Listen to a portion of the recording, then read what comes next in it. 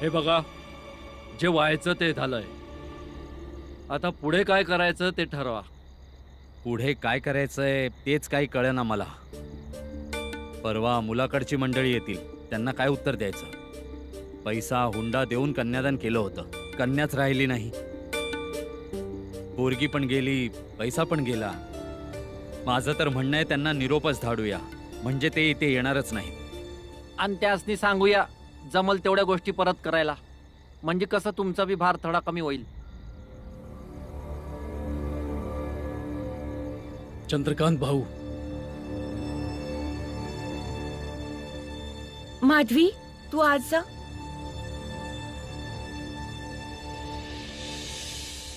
माझं ऐका.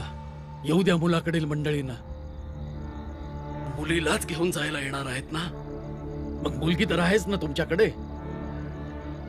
ही जी आत गेली आहे ना माधवी, हिचंच लग्न करून टाकू.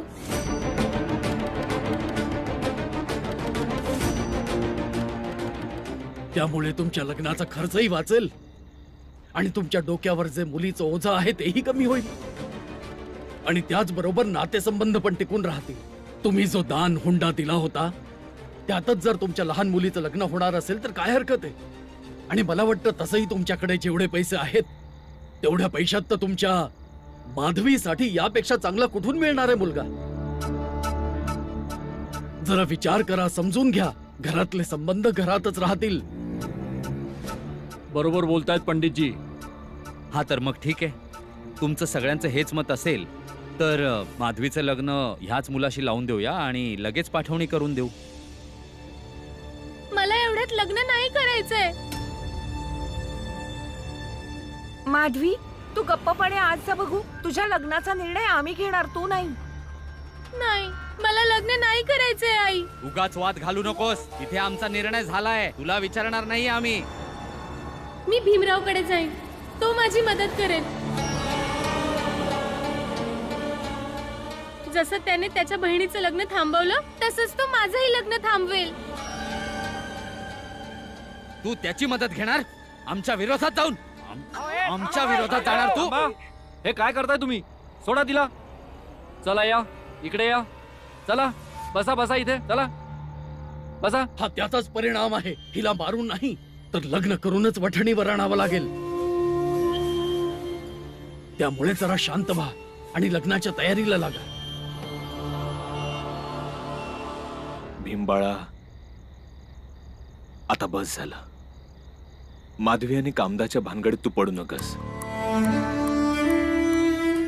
तसं बी त्या लोकांचा आपल्या लय राग आहे. उठसूट आपल्याला त्रास द्यायचा प्रयत्न करतायत. आपल्या संग वाद घालायचं निमित्त बघतायत. हे बघ बाळा, आपल्या स्वतःच्या हक्काची लढाई ही वेगळी गोष्ट आहे आणि त्यांच्या समाजात ढवळाढवळ करणं ही वेगळी गोष्ट आहे. पण बाबा, त्या दोघी माझ्या बहिणी आहेत. त्या दोघींच्या बाबतीत काहीतरी चुकीचं घडत असेल तर मला गप्प बसून कसं चालेल? हे बघ भीमा, या समाजात रोज रोज काय ना काहीतरी चुकीचं घडतच. मग काय घर, शाळा आणि आम्हा समध्यासने सोडून फक्त लढणार आहेस? तुझ्या या जखमेकडे बघ. जर का रोज तुला अशी जखम झाली तर तू सहन करशील? अरे पण तुझ्या आई बाबासनी सहन होईल काय? जर त्या दोघींनी काय झालं तर मला बोलावं लागेलच ना. आणि त्यांच्या घरचे काय चुकीचं करणार आहेत ते मला ठाऊक नाही. तुला तुझ्या बाबांचं ऐकावं लागल म्हणजे लागलच. हा भीमराव फक्त आपल्या समाजाचाच नाही तर आपल्या लोकांचा मेंदू देखील खराब करत चाललाय. म्हणूनच तर ही मुलगी असं बोलते. आणि मग विचाराची घुसखोरी सगळ्यात वाईट परिणाम साधती. माधवी, तू आज जा आणि शांतपणे ताईच्या दुःखातून बाहेर यायचा प्रयत्न कर. म्हणजे परवापर्यंत नवरी म्हणून उभं राहायला जड जाणार नाही. ठीक आहे, जा. मला नवरी नाही बनायचंय. अगं कुठे चाललीस? माझ्या त्या भावाकडे जो ताईच्या जाण्याचं दुःख समजून घेईल. तुम्हा लोकांसारखं नाही जे दुःख विसरून हुंडा वाचवण्याचा प्रयत्न करतायत. आणि आपल्या मुलीचा बळी देताय.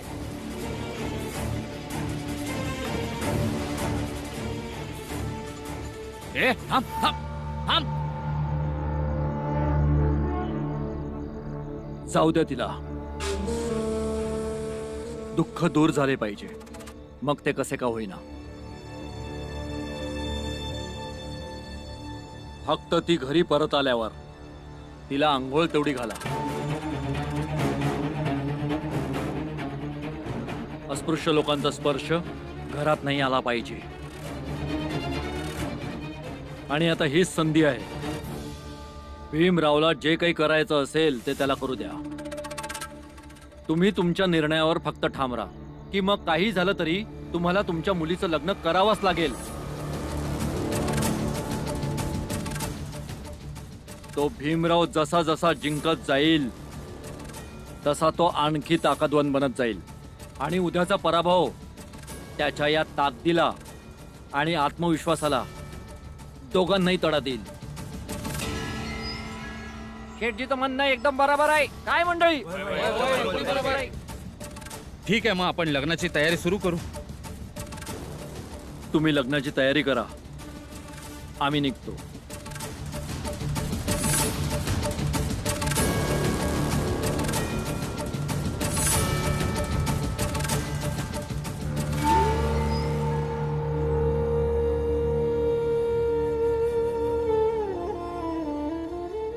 हे बघा, माहितीये प्रश्न आपल्या मुलीच्या लग्नाचा आहे, पण पण पण मला काहीच नीट वाटत नाहीये. आजच ते शेठजी भीमराव कडून हरले आणि त्या भीमरावाने आपला शिक्षणाचा हट्ट पूर्ण केलाय आणि ते आता आपल्या हरण्याचा बदला माधवीला प्याद बनवून घेत आहेत. आणि आता यांना मध्ये आणून आपण आपल्या मुलीचं लग्न या जातीच्या लढाईचं रणांगण का करायचं? अगं, शेठजीचा पराभव म्हणजे आपल्या जातीचा आणि आपल्या समाजाचा पराभव आहे. आणि ह्या पराभवाचा सूड घेण्यासाठी जर आपल्या दोन्ही पोरी उपयोगी पडणार असतील तर ह्या गोष्टीमुळे समाजात आपला अजून मान वाढेल. माधवीचं लग्न करू आणि ह्या लग्नामुळे जेव्हा रामजीचं कुटुंब अपमानित होईल ना, तेव्हा लोक शेठजीचं नाव नाही घेणार. भलेही शेठजीने सगळं काही केलं असेल त्या भीमरावला धडा शिकवण्यासाठी, पण माधवी माझी मुलगी आहे. माझ्या मुलीचं लग्न होतंय. गावकऱ्यांच्या नजरेत माझी इज्जत वाढणार आहे. आपले चांगले दिवस येणार आहेत. माधवीची आई, समजून घे. फक्त एवढाच विचार कर आणि खुश राहा.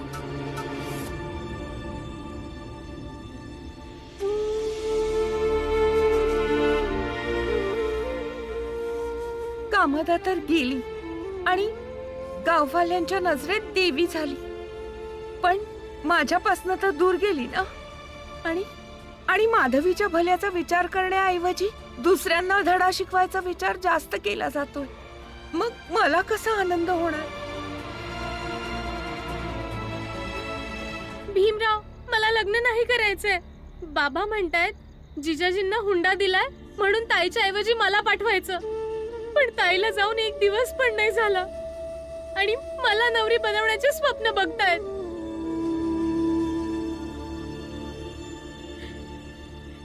तसं मी नाही करू शकत. लग्नाचा विचार सुद्धा नाही करू शकत. भीमराव, तूच माझी काहीतरी मदत कर. हे लग्न होऊ देऊ नको.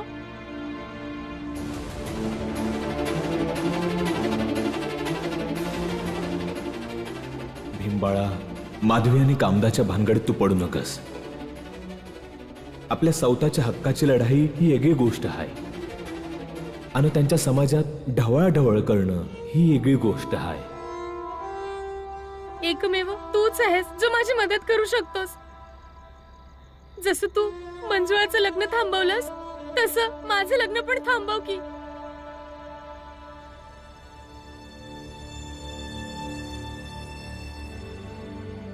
तू काही बोलत का नाहीयेस भाऊ?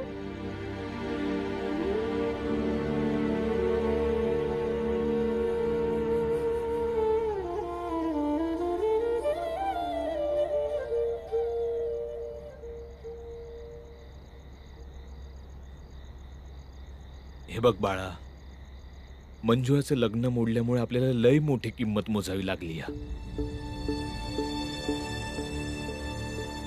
कुणाचा जीव गेला, एकाला तुरुंगात जावं लागलं. एवढंच नाही तर माझ्या पोरीचा भरला संसारावर पण परिणाम झाला.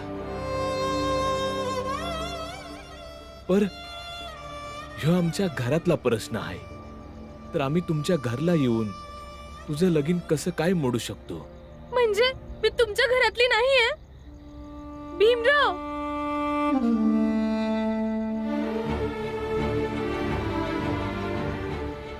तुझं हे प्रेम बघून मला लय चांगलं वाटलं.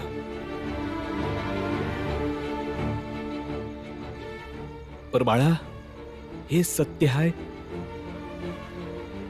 की आमच्या दोन घरांच्या मध्ये एक भली मोठी भिंत आहे जातीची, आणि ती वलांडणं म्हणजे कुणाला शक्य नाही.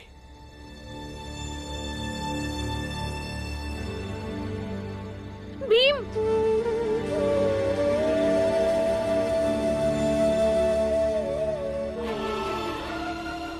मी तर या आशेने आली होती, वाटलं तर हे घर माझंच आहे, कारण इथे माझा भाऊ राहतो जो मोठमोठ्या न्यायाच्या गोष्टी करतो, जो अन्यायाच्या विरोधात आवाज उठवतो.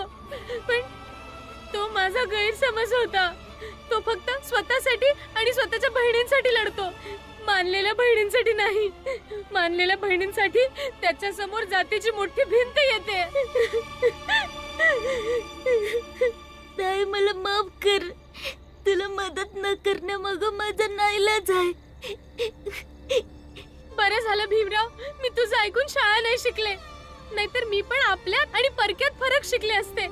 हे असं शिकून सवरून शहाण होण्याचा काय फायदा? मी अडाणीच बरी आहे. नाही नाही, तुझा काहीतरी गैरसमज झाला. चांगलंच समजवा भीमरावांना की आता मी मुद्दाम लग्न करीन, आणि ह्यासाठी करीन की आयुष्यभर भीमरावाला पश्चाताप व्हावा की मी माझ्या बहिणीचं लग्न थांबवायच्या वेळेला लपून बसलो होतो.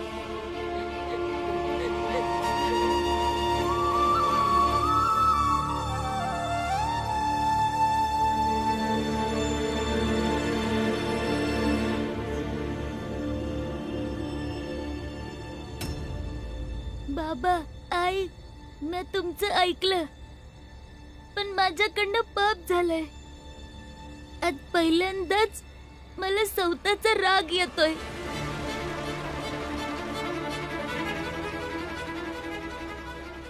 आणि मी तुम्हा दोघांवर नाराज आहे. मला प्रत्येक वेळी शूरवीर बनवायचं वार्ता करणार बाबा, त्यांनी आणि आईनं मला भिंतीच्या मागे लपून बसायला भाग पाडलं.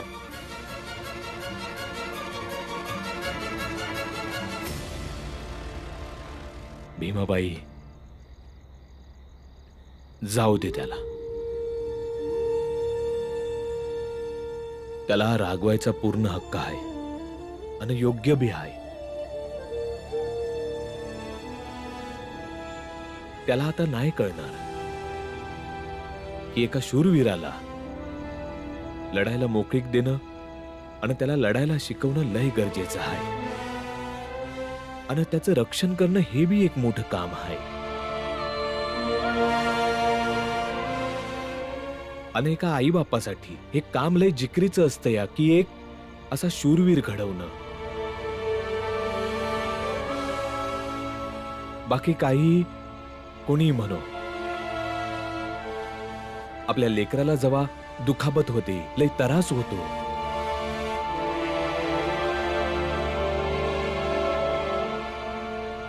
आणि त्याला त्यापासून वाचवणं यात कुठलंच पाप नाही.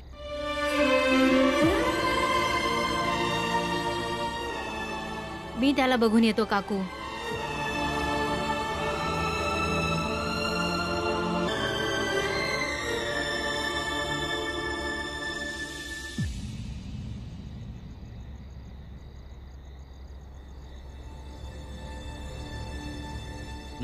आलीस का आपल्या त्या भावाला भेटून?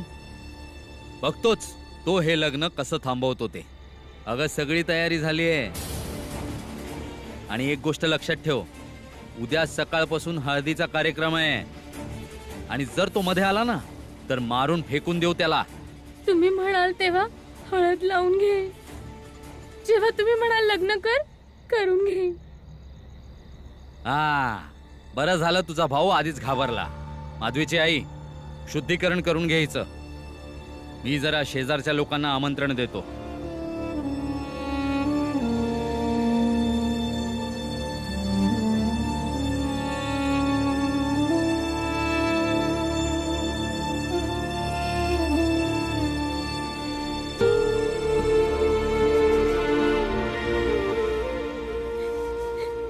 तू त्याच्या घरी गेली होतीस?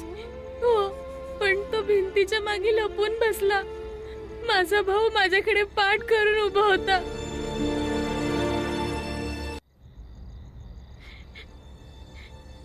बाळा, तुझं मन खूप चांगलं आहे. तुला या जातीतल्या अंतराची काहीच माहिती नाहीये. भीमरावाला तू भाऊ मानतेस, पण त्याने तुला त्याची बहीण मानलंच नाही ग कधी. अगं, त्याला तर ही गोष्ट एका विजयासारखी वाटत असेल की एका स्पृश्य जातीतली मुलगी त्याला राखी बांधते. तू नातं सोडलंस, पण त्याने त्यातून त्याचा विजय आणि त्याचा फायदा पाहिला ग.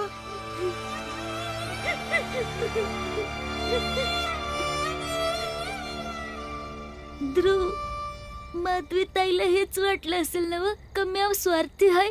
तिनं माझ्या संग नातं जोडलं, पण गरजेच्या वेळी मी पळून गेलो. न काय करू?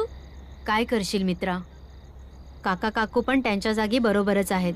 हे बघ, आज जर शाळेमध्ये काका ऐन वेळेला फौजदार साहेबांना घेऊन आले नसते तर मग त्या लोकांनी तुझा जीव घेतला असता. आणि असं कधी पण होऊ शकतं. मग काय जीवाला घाबरून गप्प बसू? पण तुझ्या आई बाबांना तर जीवाची भीती आहे ना, आणि मला पण आहे. हे बघ भीम,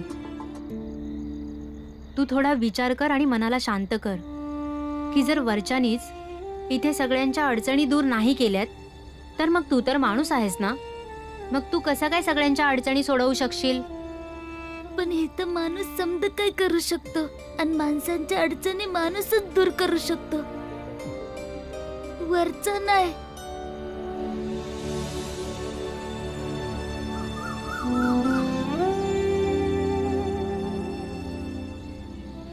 हळदीच्या मुहूर्ताची वेळ झालेली आहे. हळद लावायला घ्या. माधवीची आई, सुरू करा. नवऱ्याकडची उष्टी हळद आली आहे, हे घ्या.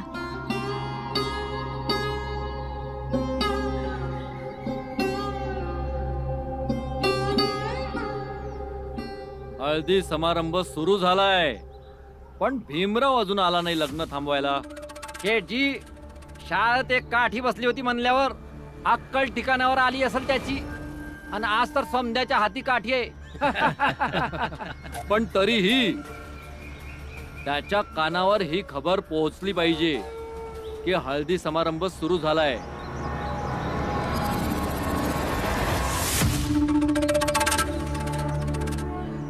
भीमराव, हळदी समारंभ सुरू झालाय. हिम्मत असेल तर थांबून दाखवू. मी हळद लावून घ्यायला तयार आहे, मग का त्याला उगाच सांगताय? त्याची लायकी दाखवण्यासाठी. मोठा समाज सुधारक म्हणून मिरवतोय ना, त्याला ठाऊक असलं पाहिजे समाजात जोपर्यंत आमच्यासारखी माणसं आहेत तोपर्यंत आमच्या समाजाच्या केसालाही धक्का लावू शकत नाही कुणी. समजलं? मंगेश, एकदा ओरड. भीमराव, हळदी समारंभ सुरू झालाय. हिम्मत असेल तर थांबून दाखवू. अजून एकदा ओरड. भीमराव, हळदी समारंभ सुरू झालाय. हिम्मत असेल तर थांबून दाखवू. मन भीमराव येणार आहे.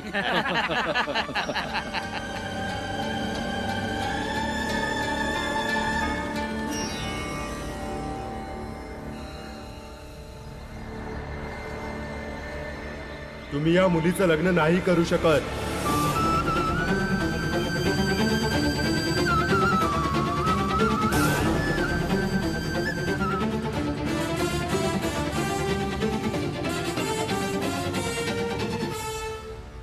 का नाही करता येणार लग्न? आणि हे सगळं सांगणारे तुम्ही कोण आहात की आम्ही काय करू शकतो किंवा काय नाही करू शकत? आम्ही महात्मा ज्योतिबा फुले आणि सावित्रीबाई फुले यांची संस्था सत्यशोधक समाज याचे कार्यकर्ते आहोत. आम्ही बालविवाह विरोधात मोहीम चालवतो. कारण बालविवाह आपल्या समाजासाठी धोका आहे. समाजात स्त्रियांच्या विकासासाठी बालिका शिक्षा आणि विधवा विवाह याला प्रोत्साहन देतो.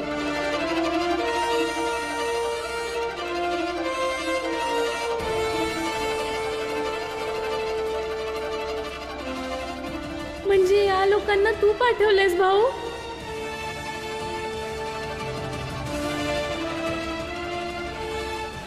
ताई, आई आणि बाबांनी सांगितलं होतं की मध्ये पडू नकस, पण महात्मा फुलेंच्या संस्थेचे माणसं तर मध्ये पडू शकतात ना. आता ते तुझं लगीन नाही करू देणार आणि एका बहिणीच्या एका भावावर असलेल्या विश्वासाला तडा नाही जाऊ देणार.